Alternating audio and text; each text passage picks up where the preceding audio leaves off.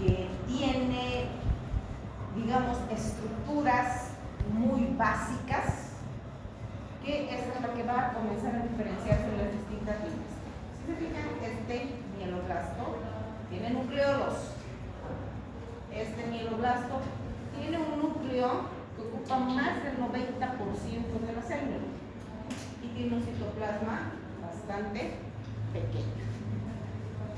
Este va a diferenciarse a promielocito, que si se fijan, su núcleo ya está disminuyendo de tamaño, sus núcleos prácticamente se pierden, su citoplasma ya es un poquito más abundante y el tono de su citoplasma se sigue manteniendo.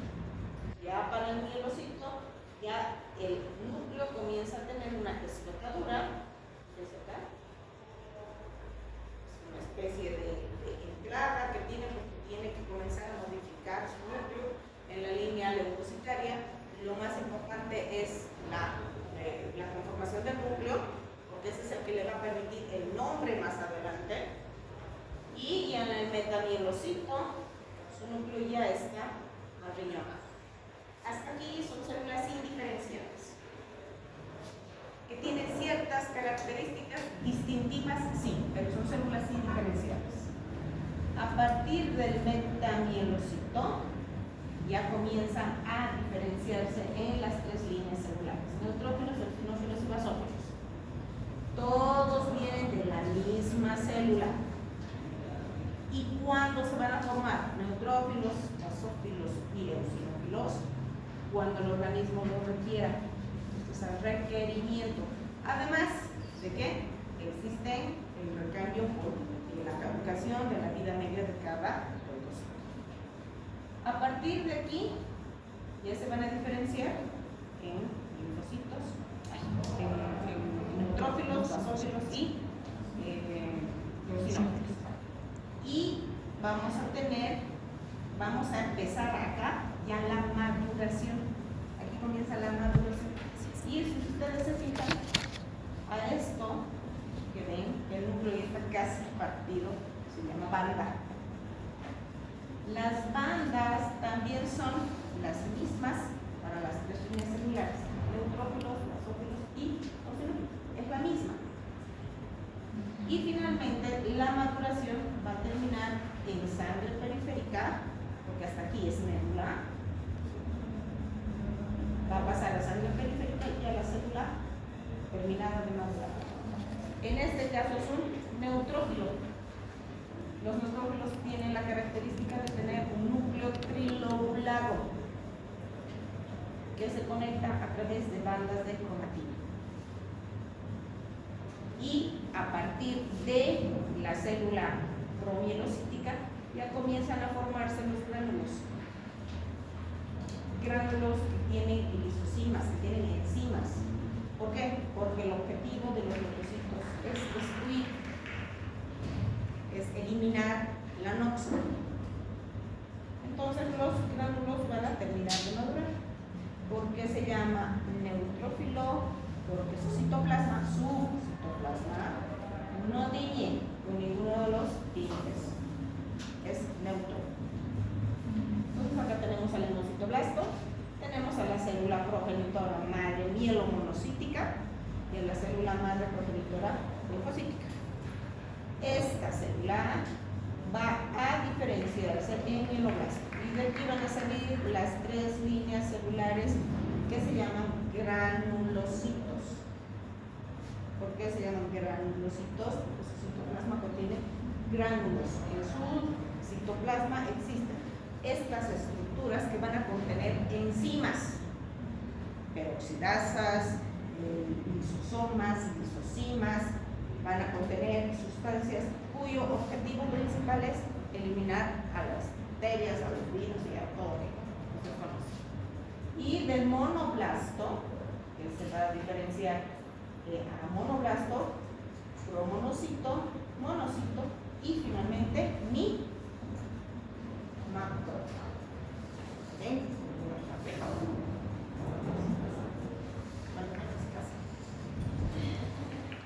Entonces, estos son mis granulocitos. tienen gránulos en su citoplasma. Y aquí tienen la mieloblast. Entonces, enteramente microscopía de las células. Esta es una microscopía electrónica de un mieloblasto. Esto es de sangre periférica. Bueno, se los ha sacado porque esto generalmente nosotros vamos a ver en las leucemias. Porque esto no tiene que estar en sangre periférica. No tiene que estar en sangre periférica. Pero esto tiene que estar en el mouse. Pero este es un mieloblasto.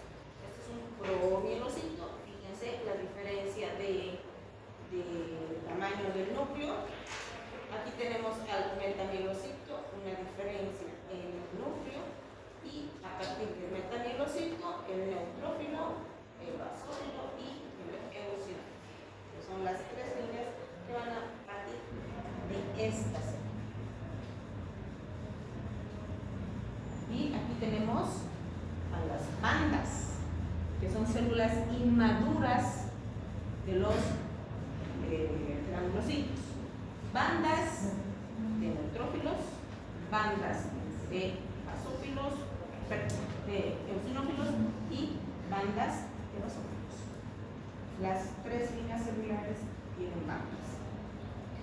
Cuando nosotros vemos bandas en sangre periférica, estamos frente a un proceso infeccioso importante. No tienen que haber bandas, pese a que algunos laboratorios reportan bandas. No tienen que haber bandas en sangre periférica. Bueno, y aquí tenemos a la parte de los basófilos. Como les decía, es una sola célula de las que se va a diferenciar de acuerdo al requerimiento en sangre periférica. Entonces, ahí ustedes tienen a su metamielocito basófilo, su basófilo en banda y su basófilo maduro. Y de la línea mieloide, el monocito, ¿no? Este es el monocitoblasto, el mieloblasto, perdón, el promonocito, el monocito, el monocito y el macrófago. Y aquí nosotros tenemos al monoblasto. Debería ser monoblasto. Es una célula que no tiene una estructura definida, es un núcleo irregular, tiene nucleolos. Y aquí tenemos al promonocito. Ya este tiene una escotadura en la parte central de su núcleo. Y finalmente, mi monocito maduro.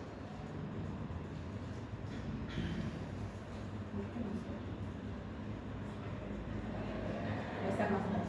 Tenemos ahí la línea linfoide, al linfoblasto, al linfocito, al linfocito grande, que se va a diferenciar de acuerdo a su requerimiento de linfocitos T, linfocitos B y a las células naturales. Pues acá tenemos el linfoblasto. Si se fijan, es casi todo núcleo. Aquí tenemos otro linfocito. Y el linfocito mucho no cambia. ¿Por qué? Porque el linfocito no va a ser una célula que vaya a atacar directamente a la mucosa. Este linfocito lo que va a hacer es generar, producir. Y aquí tenemos a los granulocitos, los agranulocitos. Se llaman agranulocitos porque su citoplasma no tiene esos gránulos, porque ellos no están enfocados en destruir, ellos están enfocados en estimular el sistema inmunológico. Los linfocitos B son presentadores de antígenos y los linfocitos T son los que van a ir a formar los anticuerpos, los granulocitos y agranulocitos. Los agranulocitos, linfocitos y monocitos. Aquí tenemos un linfocito, aquí tenemos un monocito. Luego tenemos aquí a un granulocito basófilo, al neutrófilo, que es típico, su núcleo trilobulado, el basófilo, con su pequeña escotadura, y aquí tenemos a un granulocito eosinófilo. Los polimorfonucleares. También se llaman polimorfonucleares por la estructura nuclear que tienen, por la forma del núcleo. El neutrófilo es trilobulado, el eosinófilo es bilobulado y el basófilo es una especie de riñón apalpable, porque tiene una pequeña escotadura que no es muy visible. Y acá tenemos al neutrófilo, aquí tenemos al eosinófilo y tenemos al basófilo. Y la característica más importante del basófilo es ese punteado granular grande que tiene, que lo diferencia de los otros dos, que es un punteado un poco más pequeño. Y los mononucleares, porque su núcleo tiene una sola forma, una sola estructura, mononucleares. Y ahí tenemos el monocito y el microcito, que después se va a convertir en macrófago. Tenemos los monocitos, tenemos los microcitos y mi macrófago. Entonces, son células, ustedes las pueden reconocer en un propio sangre periférica. Valores normales, los leucocitos y su diferencia. Esto ustedes tienen en su hemograma. Importante la referencia. Nosotros vamos a manejar estándares. El estándar es de 5 a 10.000. Hay laboratorios por el reactivo que hasta 12.000 lo consideran normal. ¿Dónde ustedes tienen que fijarse? Cuando esté elevado el número es en el diferencial. Porque de estos 5.000 a 10.000, el 50-70% son neutrófilos. Dentro del 20 y 45, linfocitos. 1 a 5 eosinófilos, 4 a 9 monocitos y 0 a 2 basófilos. Ustedes, como médicos generales, manejan porcentajes. Nosotros, los especialistas, manejamos números reales, números absolutos, porque eso nos permite a nosotros monitorizar tratamientos. Entonces, para ustedes simplemente los porcentajes, valores porcentuales. Entonces, esto tienen que aprender. Muchos laboratorios, como les he mostrado algunos de mis alumnos, no vienen con sus valores de referencia, no traen valores de referencia, no los ponen en el papel. Pero el Pulter sí saca valores de referencia. Entonces tienen que aprender a leer tanto lógica del Pulter como la interpretación del mismo hemograma que se les envía. Cuando nosotros estamos frente a un aumento de la línea blanca, estamos frente a una leucocitosis. Hay más leucocitos que eritrocitos. Cuando nosotros conocemos, sabemos que los eritrocitos son las células más ordenadas. ¿Y cómo los vamos a diferenciar? Color y número. Entonces, leucocitosis. Las leucocitosis pueden ser fisiológicas, como las tenemos acá, o pueden ser reactivas. Quiere decir que no implica patología. Y ahí es donde ustedes tienen que tener mucho cuidado. Por ejemplo, ¿en qué situaciones fisiológicas están elevados normalmente los leucocitos? En el embarazo. ¿Por qué? Porque está generando un nuevo ser que el organismo al principio lo desconoce. Es decir, no es un tejido normal. Por eso quiere defenderse. Por eso, durante el embarazo, están aumentados los leucocitos. Además, porque como está en periodo de formación, entonces la cantidad de células aumenta. La primera infancia, por el crecimiento. Generalmente los niños en los primeros 7 años tienen leucocitosis, no implican patología. Esfuerzos grandes, subir una montaña, natación, los deportistas principalmente son los que usan leucocitos. Y los golpes de calor, el que me va a dar a mí ahorita porque estoy muriéndome. Reactivas, que es una leucocitosis. Esta es una leucocitosis de larga etapa, es decir, que se mantiene por bastante tiempo. En cambio, las reactivas, que es solamente momentáneo, es por circunstancias especiales. Por ejemplo, el un paciente en emergencia oncológico con mucho dolor y le tomamos la muestra para su hemograma, siempre vienen con leucocitos, siempre. El estrés. Si ustedes se toman un hemograma antes de rendir examen, van a estar todos con leucocitos. Post-hemorragia, por obvias razones. Quemaduras grandes, necrosis, sobre todo en aquellos pacientes que tienen aplastamientos de miembros, esas cosas. Y traumatismos graves. Causas de leucocitosis patológica. Tóxicas. Fármacos. Todos los fármacos son susceptibles de generar reacciones alérgicas. Por lo tanto, generar leucocitosis. Ataque agudo de gota. Acidosis metabólica, principalmente en los pacientes diabéticos, uremia, las catecolaminas, la adrenalina principalmente. Vacunas, corticoides y la hipoxia.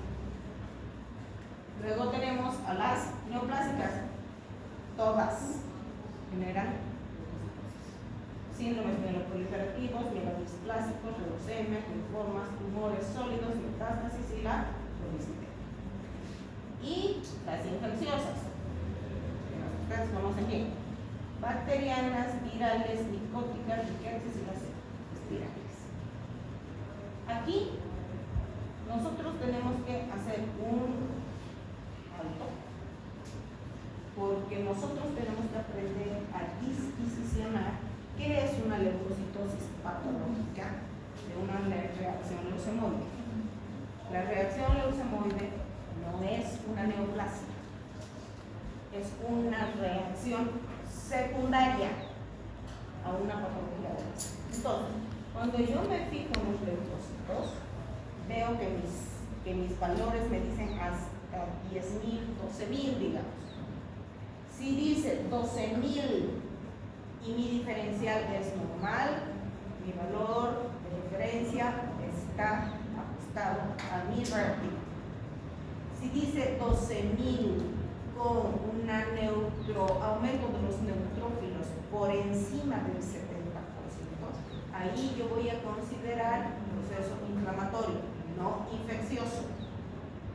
Cuando yo tengo leucocitosis por encima de 15.000 con neutrófilos por encima del 80%, ahí recién yo lo considero como un proceso infeccioso. Para lo cual yo tengo que confirmar con qué? ¿Con qué laboratorio? PCR. Si mi PCR es positivo, tengo leucocitosis y neutrofilia, entonces mi paciente está frente a una infección. Ahora, entre 11.000 y 25.000, depende. Si mi paciente está séptico, entonces los 20, 22.000, 25.000 es real. Está frente a un proceso infeccioso. ¿Qué es lo que yo voy a buscar cuando tengo cifras por encima de los 18.000? Bandas, callados. Eso es lo que yo voy a buscar en mi frotis de sangre periférica. Si yo tengo bandas o callados en mi sangre periférica, quiere decir que el proceso es infeccioso séptico. En cambio, si yo veo que es más de 25.000, 30.000, 40.000, 45.000 y mis neutrófilos no están elevados, por el contrario, los elevados son 2, estoy frente a una reacción leucemóide. ¿Qué es una reacción leucemóide? Es una hiperreactividad de la médula frente a una patología de base que está simulando una neoplasia. Entonces, ¿qué significa eso? Que mi frotis de sangre periférica me va a reportar células inmaduras, no blastos, células inmaduras. Los blastos están únicamente en las leucemias. ¿Y cuándo yo voy a tener una leucemia? Cuando mi cifra de leucocitos supera los 50.000 por mililitro. ¿Quedó claro?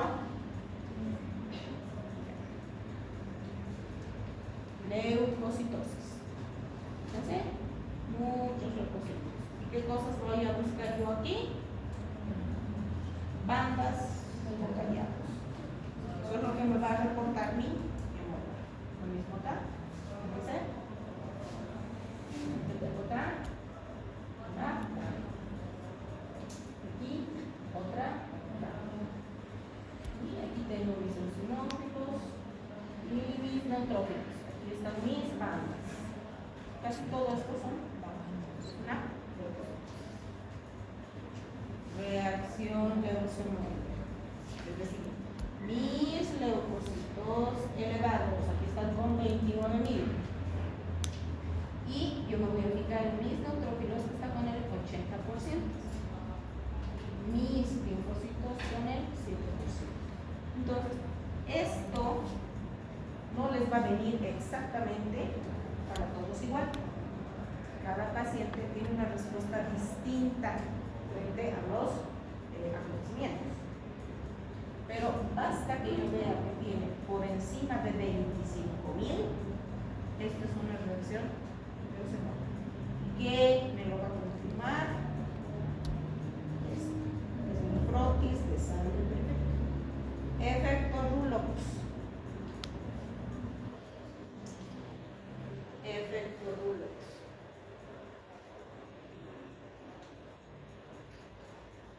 Y leucocitos con neutrofilia. El resto de mis células no muestra atipia, no hay alteraciones morfológicas, estructurales de mis células. Por lo tanto, es una reacción osmolar. Si aquí ustedes ven atipia o blastos, es una leucemia. ¿Cuáles son las causas de la infección leucemia? Infecciones de todas las índoles.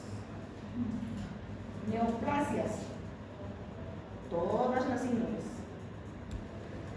Condiciones tóxicas, picaduras, metales pesados, quemaduras, vacunas.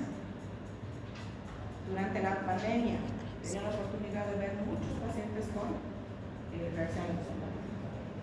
Uremia, acidosis, eclampsia, inflamatorias, sobre todo las vasculitis, los pacientes diabéticos de larga data hacen vasculitis, necrosis, infarto, otras, las hemólisis agudas, hemorragias agudas y los corticoides.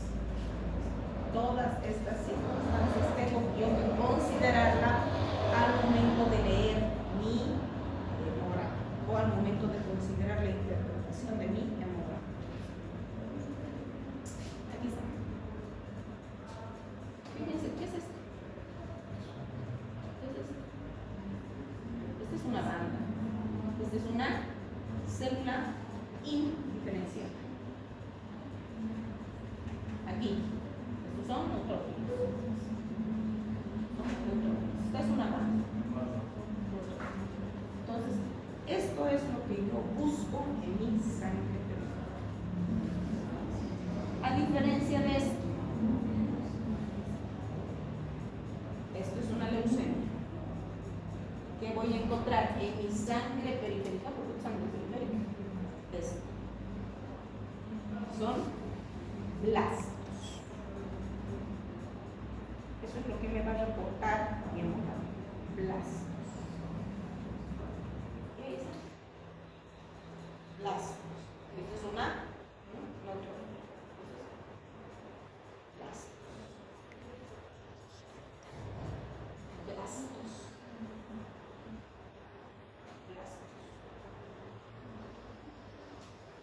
Neutrófilos.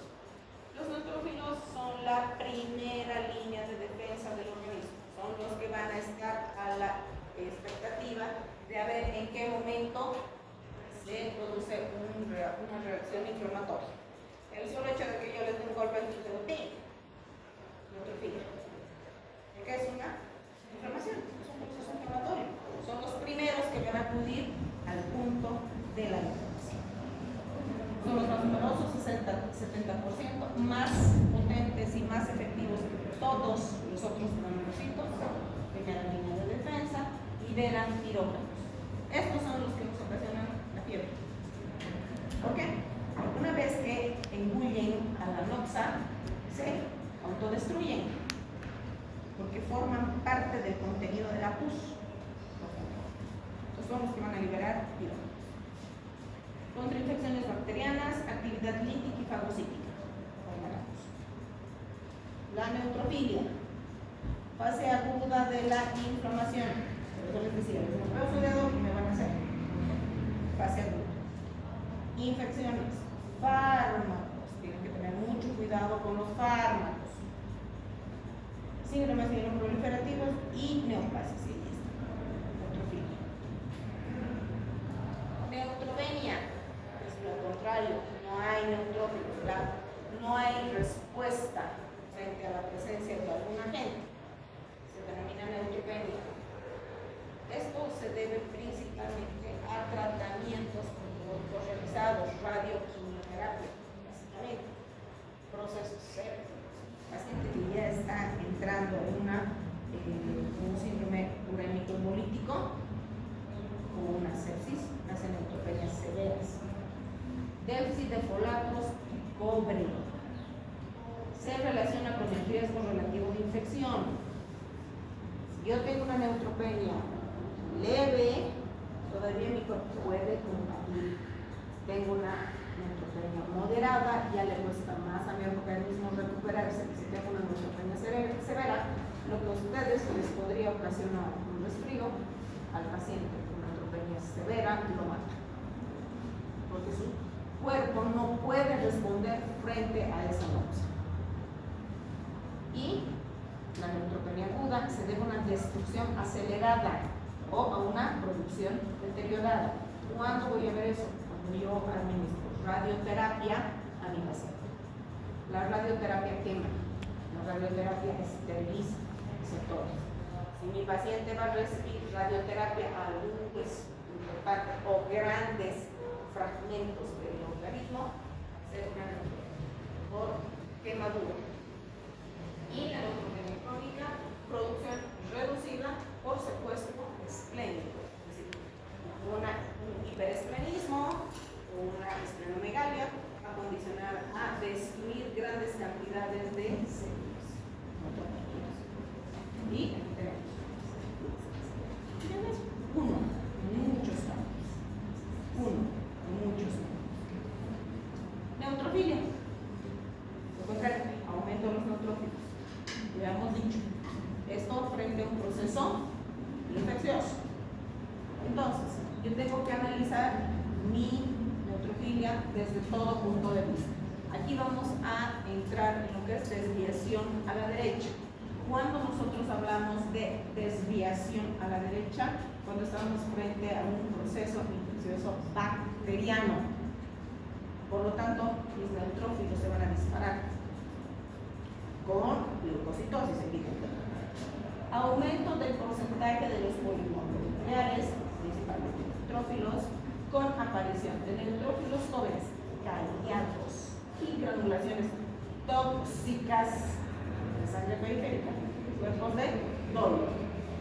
Eso es característico de la desviación a la derecha. Granulaciones tóxicas. ¿Cuándo voy a tener esos procesos infecciosos? Y eventualmente voy a encontrar en algunas leucemias incipientes. Mis neutrófilos y mis cariatos.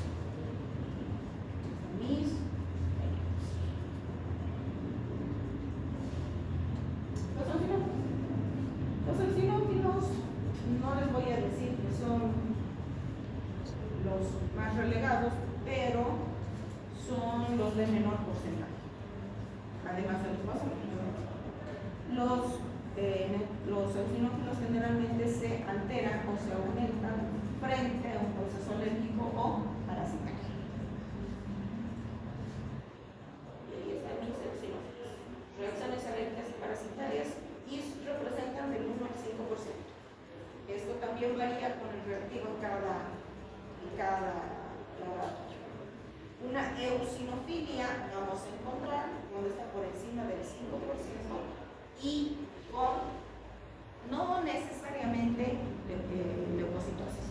Puede haber una eosinofilia pura, donde me va a determinar a mí ciertas características.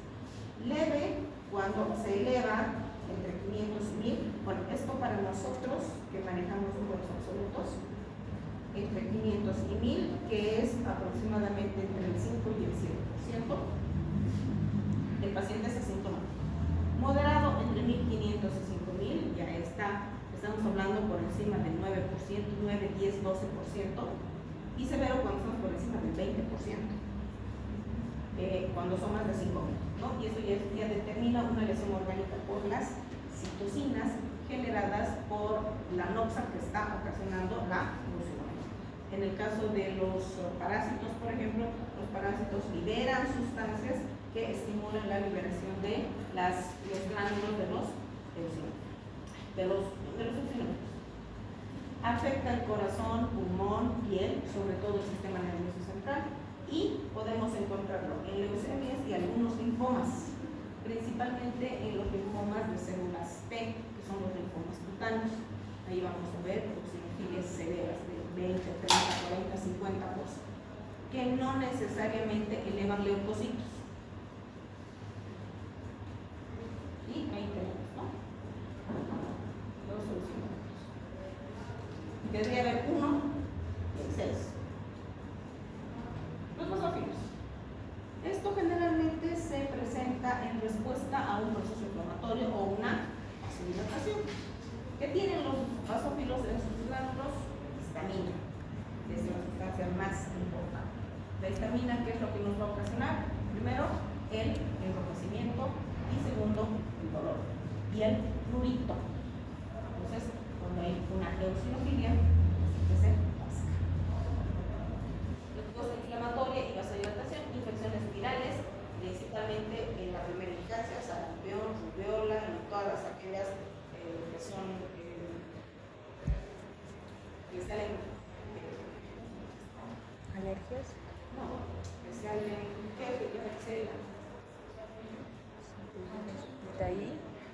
es como vesículas, nada se me olvidó. Sarampión. Pústulas, sobre todo aquellas virales pustulosas, algunas anemias y la esplenectomía. La esplenectomía nos ocasiona una alteración de todos los leucocitos. Mis monocitos, ya hemos visto de dónde provienen los monocitos, es de la célula madre mieloide. Son los leucocitos más grandes que hay, núcleo nervadura y un citoplasma gris azulado. ¿Y cómo lo vamos a diferenciar del neutrófilo? ¿Dónde está mi diapositiva del neutrófilo? Voy a buscar en esta parte. Entonces, acá tengo a mi monocito y ahí está. Mi macrófago, que la característica más importante es mi vacuola. Es una célula vacuolar, a diferencia de mi monocito. Esto es en sangre circulante, esto es en tejido. ¿Vale? El monoblasto, el promonocito y mi monocito. Aquí estás. Diferencia entre el monocito y el neutrófilo. Este es mi monocito y este es mi neutrófilo. Mi monocito es más grande que mi neutrófilo. Su núcleo también es en nervadura, pero este no tiene esa lobulación, es un solo núcleo. Y el color, el neutrófilo tiene un tinte un poco más intenso en el núcleo, a diferencia del monocito que tiene un tinte más rosado. Enfermedades asociadas a la monocitosis, enfermedades hematológicas, síndromes mieloproliferativos, mielodisplasicos. Enfermedades inflamatorias autoinmunes todas, sarcoidosis, lupus, todos. Neoplásicas no hematológicas, carcinomas sólidos, principalmente de la vía genitourinaria, estómago, ovario, mama y algunas otras que también pueden generar una monocitosis, pero es pasajera, trabajo de parto, corticoides y algunos pacientes que sufren depresión. Finalmente, mis linfocitos, que son los agranulocitos. Tenemos a los linfocitos T, a los linfocitos B y a las células naturales. ¿Se fijan? La diferencia entre estos es que los linfocitos T tienen como patitas, tienen como manitos. Y las natural killer tienen un núcleo que es multilobular. Y aquí tenemos a la célula dendrítica, que es parte del sistema inmunológico o de parte del sistema inmunitario a nivel del sistema nervioso. Entonces aquí tenemos al linfocito B y aquí tenemos el linfocito B. Todas a partir del linfoblasto, el linfocito y finalmente el linfocito que está circulando en sangre femenina. Son las células responsables de la inmunidad adquirida, los linfocitos T y los linfocitos B y los linfocitos T. Los linfocitos B, producción de anticuerpos, inmunidad humoral y células presentadoras de antígeno. Los linfocitos T, control de la respuesta inmunitaria, destrucción de la masa tumoral e inmunidad celular. Esa es su función. Linfocitosis. ¿Cuándo voy a estar frente a una linfocitosis? En la fase recuperatoria de una virosis, una enfermedad viral, o en una bacteriana ya tratada con antibióticos. Primaria, neoplasia linfocítica, linfocitosis maligna, o reactiva mononucleosis infecciosa, esta es la principal causa, sobre todo los niños. Luego, en neoplasias, tabaquismo, estrés, shock séptico, traumas y una crisis hemolítica. Y la linfopenia, principalmente en inmunosupresión. Pacientes portadores de HIV, pacientes portadores de neoplasias, pacientes portadores de transfiantes. Y en eso vamos a encontrar linfopenia. Y mis natural killer. Entonces, este es un tumor y esta es mi célula. Entonces, mi célula la va a detectar, la va a engullir y se lo va a comer. Eso es lo que hace, esa es su función. Esta es específicamente para detectar células tumorales. Desviación a la derecha, aumento. Yo les he dicho derecha en el anterior. Sí. La desviación a la izquierda. Sí. Para ustedes, mi cerebro no hace la conexión derecha-izquierda. Es algo que mi cerebro no hace. Cuando yo estoy hablando de la derecha, para saber si estoy en lo correcto, siempre agarro la mano con la que escribo. Esa es mi derecha. Como les digo, no hace esa conexión mi cerebro entre derecha y izquierda. Así que por eso me confundo todo el tiempo. Van a estar ustedes pendientes para corregirme, porque mi cerebro no hace esa conexión. Entonces, mi desviación a la derecha es el aumento de los linfocitos o los agranulocitos con relación a los neutrófilos. Ya. De nuevo, el proceso viral. Linfocitosis o monocitosis. Entonces, ¿qué es lo que yo voy a buscar acá? Mis neutrófilos hipersegmentados. ¿Dónde encontrábamos neutrófilos hipersegmentados? ¿De qué patología es típico los neutrófilos hipersegmentados? Ya lo hemos visto.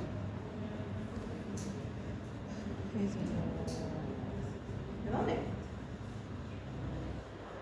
De la anemia megaloblástica.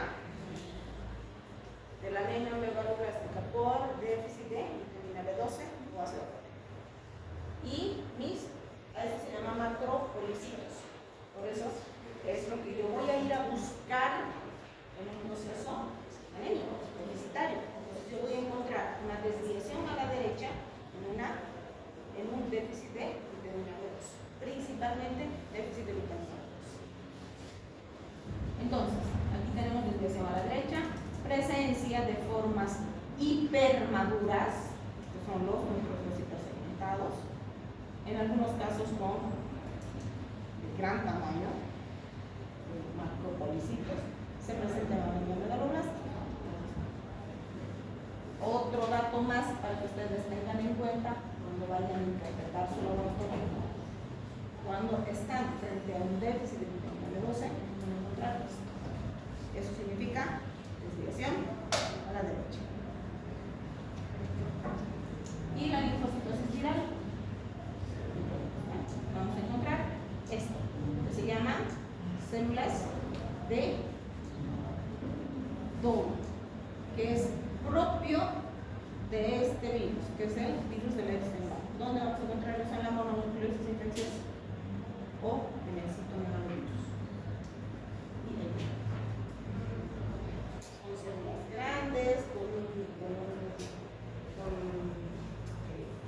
no son células definidas, tienen un citoplasma abundante, principalmente su tamaño. Y mi diferencia con la leucemia, donde yo voy a ver esto, son células indiferenciadas. Preguntas. Los granulocitos y los granulocitos.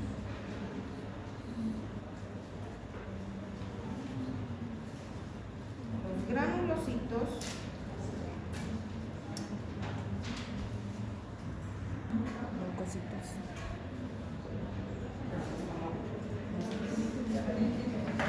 leucocitos. Mis leucocitos son mis células de defensa.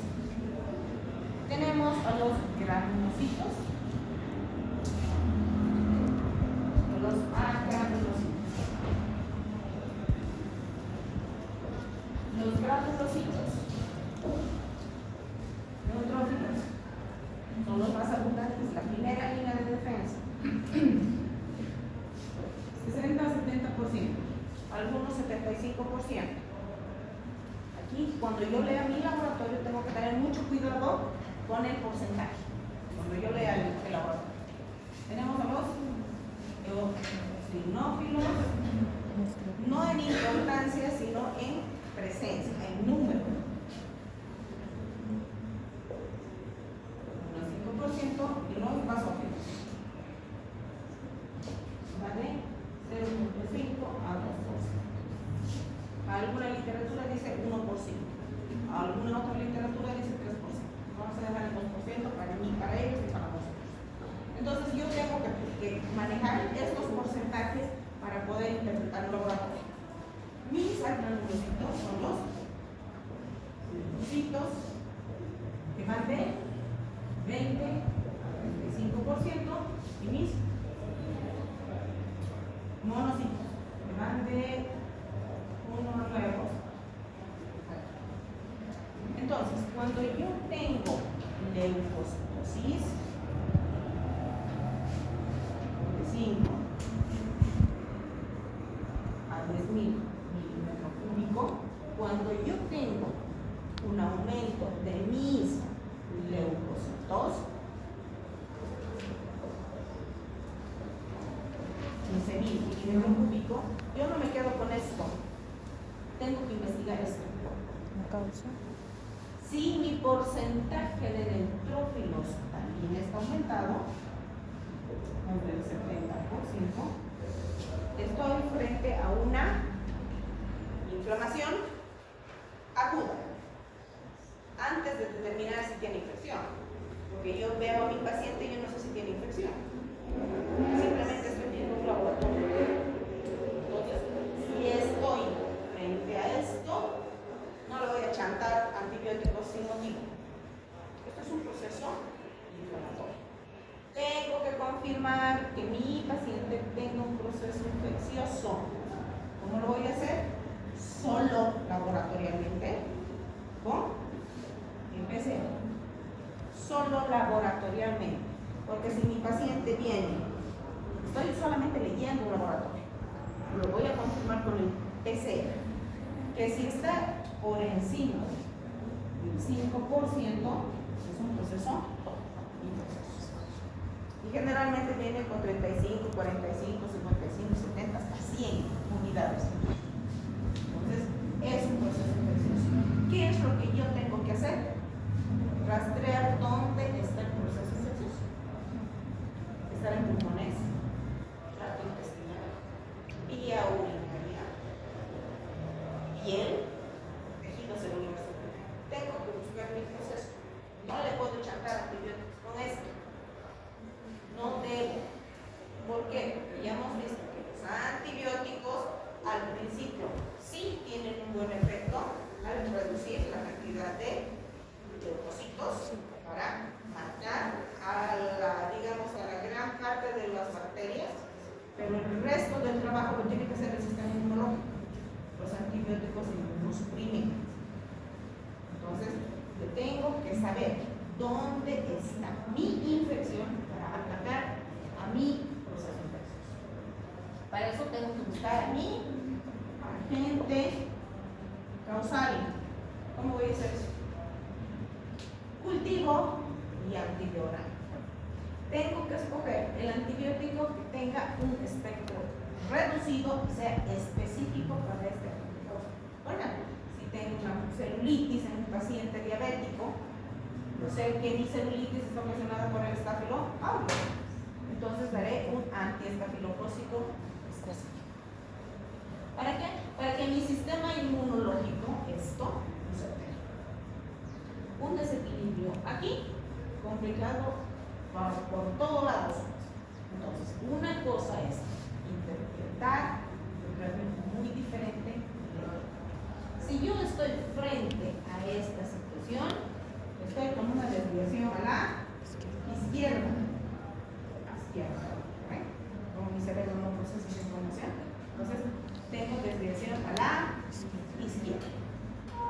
Si por el contrario tengo una leucocitosis con 60% de linfocitos, estoy frente a una desviación a la derecha. Esto es un proceso infeccioso bacteriano y esto es un proceso infeccioso viral. Si yo no determino cuál es el virus o no encuentro la patología viral, estoy frente a una posible neoplasia. Entonces, tengo que considerar mi desviación a la derecha como una neoplasia. Tengo que considerar, no estoy haciendo diagnóstico. Tengo que tenerlo en cuenta. Ahora, ¿cuándo yo voy a tener una eosinofilia pura? Cuando estoy frente a un proceso neoplásico. Cuando mis leucocitos se elevan, mis neutrófilos también, pero no mucho, y mis eosinófilos se elevan, estoy frente a un proceso parasitario o alérgico. Entonces, ¿qué tengo que hacer? Rastrear el foco. Si estoy pensando que mi paciente está frente a un proceso parasitario, ¿qué tengo que hacer? Copro. ¿Y qué tengo que buscar en mi copro?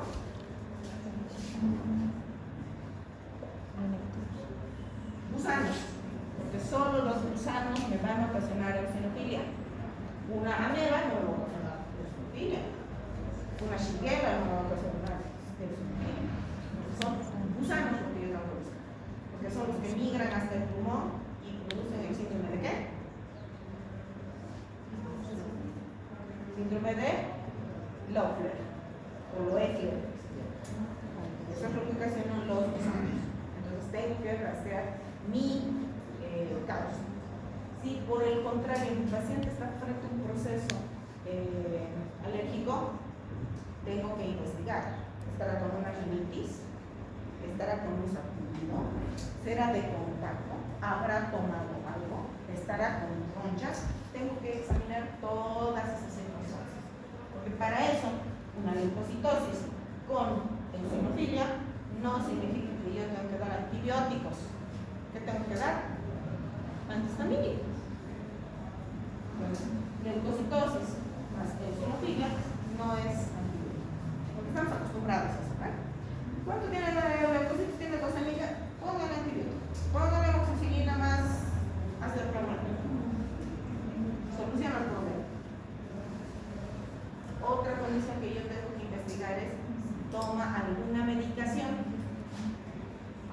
medicación está tomando, si ha cambiado de frasco, porque puedo tomar yo aspirina, porque tengo un proceso trombótico para evitar un proceso trombótico, y no me va a durar eternamente un frasco.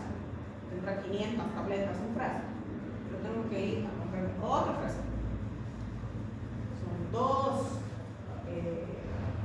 compuestos químicos diferentes, elaborados en distinto tiempo. El mismo medicamento puede ocasionar alergia. O una vía del que yo tomo normalmente, de cambio de línea farmacéutica. Tengo que investigar esas cosas. Esas son las que me van a condicionar una leucocitosis con eosinófilo. Bueno, los que pasan prácticas conmigo van a tener la oportunidad de ver esa situación. O cuando solamente tengo eosinófilos elevados, puro, es una eosinófila maligna. Y tengo que ir a investigar dónde está mi problema, porque puede ser a nivel neuronal. Y finalmente, mis linfocitos. Entonces, mis linfocitos están elevados principalmente en procesos virales, pero no están muy elevados. No se olviden que mis linfocitos llegan hasta el 35%. Si yo estoy frente a una linfocitosis del 90% con una leucocitosis, y con toda seguridad van a estar por encima de los 25.000, estoy frente a una reacción. Ya hemos dicho que era la reacción leucemoide, es una hiperreactividad medular frente a una patología de base. Por lo general son sepsis, como han visto ustedes. Los pacientes sépticos hacen reacciones leucemíacas. Entonces, tengo que hacer esa distinción. Una cosa es leer el laboratorio, otra muy diferente interpretar el laboratorio. Porque ustedes tienen que interpretar con la clínica del paciente y con el examen físico. Ustedes lo van a hacer. Entonces, a tener cuidado con esto. Ahora, ¿qué es importante para ustedes saber cuáles son las características de los leucocitos, no leucocitos? ¿Por qué? Porque cuando ustedes se vayan a un rincón del mundo y no tengan un laboratorio que les reporte todo y ustedes tengan que hacer todo, o sea, los todólogos, pues tienen que ir al microscopio. Ya han entrado varios de mis alumnos al laboratorio, es otro mundo ver directamente las células en el microscopio. Y eso es una experiencia que ustedes tienen que tener en algún momento, mejor si es el periodo de formación, porque les va a tocar. En algún momento. A mí por lo menos me ha tocado, porque yo me he ido allí a hacer mi año de provincia, porque cuando yo he salido de medicina tenía que hacer año de provincia para cumplir un título de médico general. Yo me he ido aquí.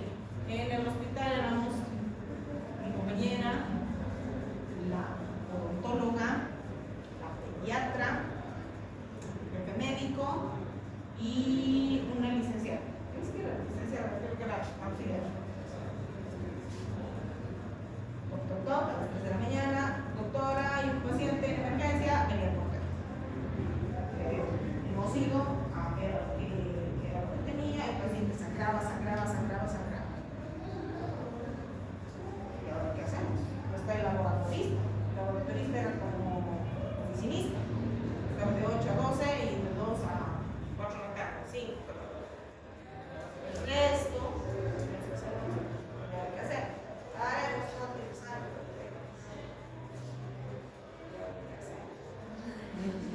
¿Quién no los va a leer? Nuestros flores de sangre perfecto. Libro. A ver, ¿qué cosa hay aquí? Estos deben ser los eritrocitos. Pero no son los eritrocitos. Así nos ponemos. Este es un neutrófilo. Este señor tiene. Estos son los planetas. Sangraba porque una trombocitopenia infernal. Una trombocitopenia severa. Así hemos aprendido. Entonces tienen que aprovechar la opción de ir y entrar a un laboratorio. Solamente decirle al laboratorista, puedo ver, ni siquiera tocan sus cositas, simplemente se acercan y ven al microscopio. Así van a ver. Es la única manera de que ustedes puedan ver. Preguntas están. Entonces ustedes ya están capísimos, hachísimas para leer un laboratorio. Leer, no leer. A partir de aquí ya es patología oncológica. Vamos a tocar los temas solo por las partes, para que ustedes sepan qué es una leucemia, qué es un linfoma, qué es un mieloma, cómo van a diagnosticarlo a través de esto.